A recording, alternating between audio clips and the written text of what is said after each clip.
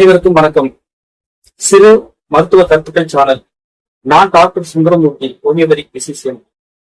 நான் இன்றைக்கு உங்களிடம் பகிரக்கூடிய மருத்துவ கருத்து என்னன்னா, விபத்து மற்றும் முதலுதவி சிகிச்சை பற்றி. விபத்து இல்லாட்டி ஒரு பேரிடர்ல பாதிக்கப்பட்ட நபர் எப்படி இருக்காருனாக்க, பல்வேறு காயங்களோட இருக்காரு.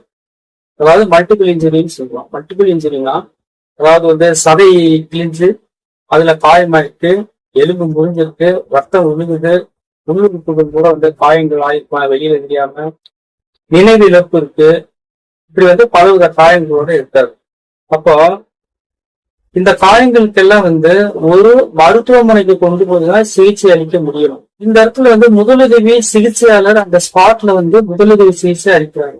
அப்போ முதலுதவி சிகிச்சையோட நோக்கம் என்னவா இருக்குனாக்கா, இவங்களுக்கு இருக்கக்கூடிய பலவித காயங்களுக்கு ஒரு மருத்துவமனைக்கு கொண்டு போய் சிகிச்சை அளிக்கணும்னா அது வரைக்கும் அந்த பேஷண்ட் உயிரோட இருக்கணும். உயிரோட மருத்துவமனைக்கு கொண்டு செல்றாதான் அவங்களுடைய எலும்பு முறிவு, தசை காயம், உள்ளுறுப்பு காயம், இந்த மாதிரி பலவித இதுக்கு ரத்தம் அதிகமா போகலாம். அதை ஈடுகட்டுறதுக்கு உரிய சலைங்க ஏத்துறது, இல்ல பிளட் டிரான்ஸ்ஃபியூஷன், இப்படி பல இதை மருத்துவமனையில போய் செய்ய முடியும். ஆனா மருத்துவமனைக்கு கொண்டு செல்லும் வரைக்கும் அந்த பேஷண்ட் உயிரோடு இருக்கணும் அப்படிங்கிறதா அது முக்கியமான விஷயமா இருக்கு. அந்த இடத்துலதான் ஒரு முதலுதவி சிகிச்சையாளர் விபத்து அல்லது பேரிடர் நடந்த இடத்துல அந்த பாதிக்கப்பட்ட நபருக்கு முதலுதவி சிகிச்சை அளிக்கிறார். அதாவது அவரை உயிரோட மருத்துவமனைக்கு கொண்டு செல்ல வேண்டும், அவர் உயிரை காப்பாற்ற வேண்டும்.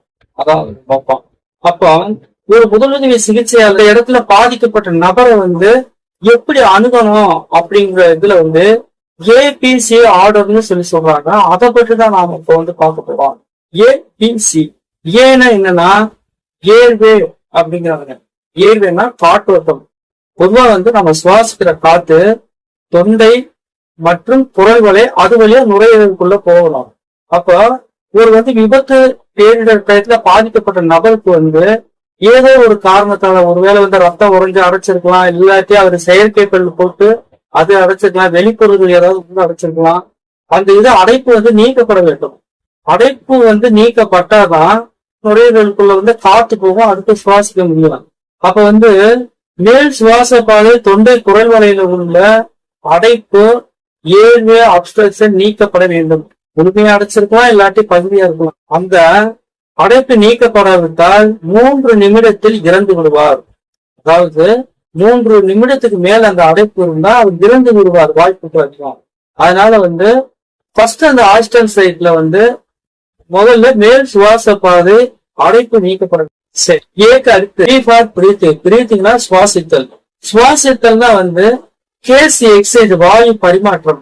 மேல் தொண்டை அடைப்பு நீக்கிய பிற்பாடு உள்ள போற அந்த காற்று நுரையீரல் சுருங்கி விரியும் போது அந்த காற்று ஆக்சிஜன் பிளட்ல கலக்குது, கரியமில வாயு நீக்கப்படுது. காற்று பரிமாற்றம் நிகழும்னா நுரையீரல் சுருங்கி விழுந்து சுவாசித்தல் நடைபெற வேண்டும். ஒருவேளை சுவாசித்தல் அறுகுறையாக இருக்குமானால் இந்த பாதிக்கப்பட்ட நபர் 6 நிமிடங்களில் இறந்து விடுவார். அதாவது 6 நிமிடம் வரைக்கும் அவர் உயிரோடு இருக்க வாய்ப்பு இருக்கு. அறுகுறையா சுவாசிக்கக்கூடிய அந்த விபத்தால் பாதிக்கப்பட்டவர் 6 நிமிடம் வரைக்கும் உயிரோட வாய்ப்பு இருக்கிறதுனால மேல் சுவாச பாதை அடைப்பு நீக்கப்படுறது முதலாவதாகவும் இது இரண்டாவதாகவும் இந்த செயல்முறையை செய்யறாங்க. அடுத்து மூன்றாவதா சி, ஏ பி, அடுத்து C. C for circulation. Circulation இதய ரத்த சுழற்சி. இதயம் சுருங்கி விழுந்தால்தான் ஆக்சிஜன் நிறைந்த காற்று உடல் முழுவதும் பரவும். குறிப்பாக மூளை, கிட்னி பல இடங்களுக்கு எடுத்து செல்லப்படும். ஒருவேளை அதிகமான ரத்தப்போக்கு இதனால பல்ஸ் வீக்கா இருக்கு, இதயம் பலவீனமா துடிக்குதுனாக்க அந்த பாதிக்கப்பட்ட நபர் 20 நிமிடத்துல இறந்துருவார். 20 நிமிடம் வரைக்கும் டைம் இருக்கு. அதனாலதான் இதய ரத்த சுழற்சியை சரி பண்றது மூன்றாவதா நாம அதை செய்யறோம்.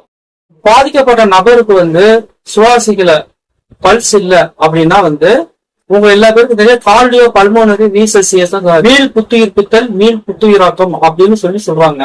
நெஞ்ச சென்ட்ரல் அழுத்தி சிபிஆர்னு சொல்லி அதை அழுத்தி செயற்கையா இதயத்தை இயங்க வைக்கிறோம்.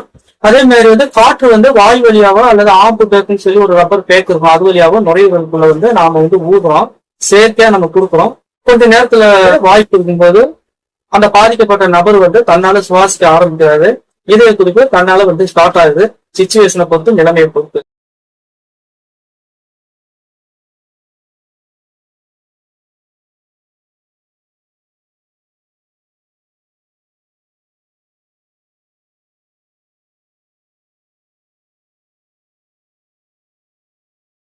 ஓபிசி ஆர்டர் வந்து நமக்கு என்ன சொல்லுதுன்னா, விபத்தால அந்த பாதிக்கப்பட்ட நபருக்கு முதலுதவி சிகிச்சை அளிக்கப்படும் போது இருக்கக்கூடிய சில நிமிடங்கள்ல வந்து எதை முன்னாடி செய்யணும், எதை பின்னாடி செய்யணும், அவருடைய உயிரை காப்பாத்துறதுக்கு அந்த ஆர்டரை நமக்கு வந்து சொல்லிக் கொடுக்கும். முதலில் சுவாச பாதை அடைபட்டு இருக்குமானால் 3 நிமிடத்துல இறந்துருவார். அதனால ஃபர்ஸ்ட் அதை செய்யணும்.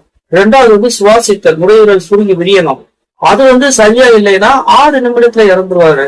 அதே மாதிரி பல்ஸ் வீக்கா இருக்கு, இதய துடிப்பு வீக்கா இருக்குன்னா 20 நிமிஷம் வரைக்கும் உயிரோடு இருக்க வாய்ப்பு இருக்கு. அதை 3வதா நம்ம செய்யறோம். இதுதான் வந்து ஏபிசி ஆர்டர் வந்து நம்ம சொல்லி தருது. இந்த ஏபிசி ஆர்டரை ஃபாலோ பண்ணாம ஒரு அந்த நேரத்துல போய் முருங்க எலும்புகளை வந்து ஸ்பிரிட் வச்சு கட்டுறதும் இந்த மாதிரி பண்றதுங்கிறது அது பேஷண்ட வந்து காப்பாற்றுறதுக்கு உதவி பண்ணாது. இதுதான் முதலுதவி சிகிச்சையுடைய ஏபிசி ஆர்டர்.